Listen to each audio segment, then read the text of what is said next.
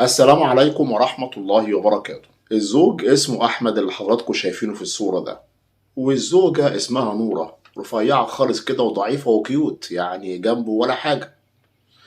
في خلافات زوجية بينهم هما الاتنين، فلما لقى الخلافات زادت بينهم هما الاتنين قال لها أنا هتجوز عليك ومش هطلقك. طب خلاص، هو مش عايز يطلقها، شايف لو طلقها هيظلمها، فقال لك لا، أنا مش هظلمك، أنا هتجوز عليكي وده من حقي.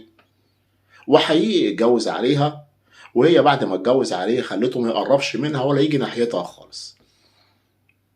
الراجل بيحاول ان هو يعدل بينها وبين الزوجة التانية، ولكن هي قالت له لا، انت مش هتقرب مني ولا هتيجي عندي. ولكن في يوم من الايام اتصلت بيه وقالت له انا عازماك النهارده على الفطار واحنا في شهر رمضان.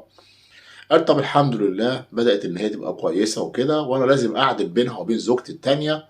وكلم زوجته التانية وقال لها انا هروح عندها النهارده عشان خاطر هي قالت لي تعالى وخلاص، وربنا يهدي الحال، ولازم ان انا اعدل بينكم انتوا الاتنين. وخد بعضه وراح لمراته. ولكن هي كانت محضره له فطار، تمام. والفطار اللي كانت محضره له كانت حاطه فيه مخدر للاسف. بعد ما كل اتخدر عملت ايه؟ مسكته، هنقول ايه بقى عملت فيه ايه؟ يا ترى ضربته بالرصاص؟ لا. طب خنقته؟ برضه لا، يا ريت. طب ولعت فيه؟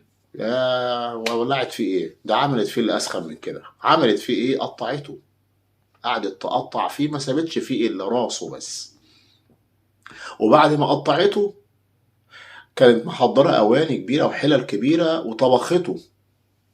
لا حول ولا قوة إلا بالله. وبعد ما طبخته عملت رز، وبدأت توزع بقى الرز الشهي واللحمة الشهية على مين؟ على الجيران. على الجيران اللي حواليها، يعني احتفالا ان انا خلاص انا وجوزي اتصالحنا احنا الاتنين مع بعض. وبدأت توزع على الجيران الرز باللحمة. اللهم لا حول ولا قوة الا بالله.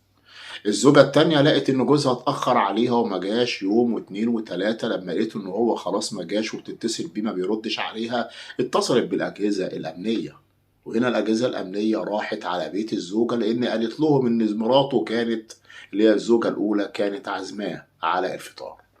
راحوا البيت، هي ما كانتش متوقعة إن هم هيجوا عليها مرة واحدة. دخلوا البيت فتشوا، لقوا الملابس بتاعته ولقوا راسه بس. إن الحاجة الوحيدة اللي ما قدرتش تعملها هو راسه. اللهم لا حول ولا قوة إلا بالله. طبعا اتقبض عليها، وقعة صعبة جدا. وحصلت فين الواقعة دي؟ في سوريا، في مدينة اسمها مدينة دانا في إدلب، أو إدلب في دانا.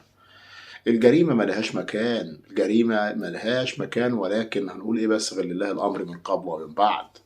هو عشان خاطر يتجوز عليك تعملي كده فيه؟ الزوج فيها إيه إن هو اتجوز عليك؟ خلاص، بدل هو اتجوز عليك وأنت مش قابلة إن هو اتجوز عليك، يطلب منه الطلاق. لكن تعملي فيه كده للدرجة ديت، انك انت تقطعيه وتطبخيه وتوزعيه على الجيران ياكلوا من لحمه؟ اللهم لا حول ولا قوة الا بالله العلي العظيم. لله الامر من قبل ومن بعد. بشكركم جدا، بتمنى من حضراتكم الاشتراك في القناة، تفعيل زر الجرس، والسلام عليكم ورحمة الله تعالى وبركاته.